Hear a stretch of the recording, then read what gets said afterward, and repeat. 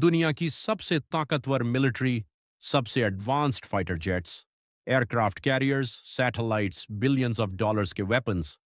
फिर भी America Iran को आसानी से खत्म क्यों नहीं कर पा रहा? क्योंकि ये सिर्फ मिसाइल्स का वॉर नहीं है। ईरान अमेरिका से सीधी ताकत में कमजोर है, लेकिन उसकी स्ट्रैटेजी डेंजरस है। स्ट्रेट ऑफ हॉर्मुज, जहां से दुनिया का बड़ा हिस्सा ऑनेल गुजरता है। अगर ईरान वहां हमला करता है तो पूरी दुनिया में तेल और स्टॉक मार्केट हिल सकते हैं। दूसरी बात, ईरान अकेला नहीं लड़ता। उसके पास प्रॉक्सी ग्रुप्स, ड्रोन्स और मिसाइल नेटवर्क्स हैं जो पूरे मिडिल ईस्ट में अमेरिकी बेसिस को टारगेट कर सकते हैं। और सबसे बड़ा कारण, अमेरिका को डर सिर्फ युद्ध हारने का नहीं, बल्कि लंबे, महंगे और पॉलिटिकली डेंजरस वॉर में फंसने का है।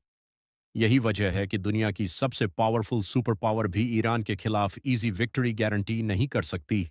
दुनिया की सबसे बड़ी navy, aircraft carrier, destroyers, nuclear submarine, फिर भी कुछ छोटी छोटी ईरानी स्पीड बोट्स अमेरिका जैसी सुपर पावर को स्ट्रेट ऑफ हॉर्मुज में इतना परेशान कैसे कर रही हैं? इन्हें कहते हैं ईरान की मस्किटो बोट्स। छोटी, तेज और बेहद डेंजरस। ये बोट्स किसी बड़े वॉरशिप की तरह सामने से हमला नहीं करती।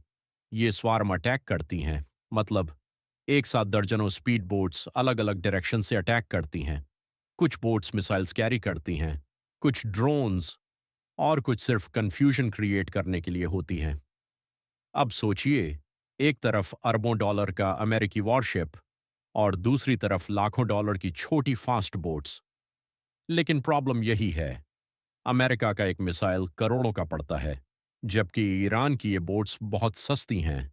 यानी ईरान अमेरिका को मिलिट्री पावर से नहीं, बल्कि कॉस्ट और प्रेशर से थकाने की कोशिश करता है। और सबसे बड़ा वेपन है स्ट्रेट ऑफ हॉर्मुज।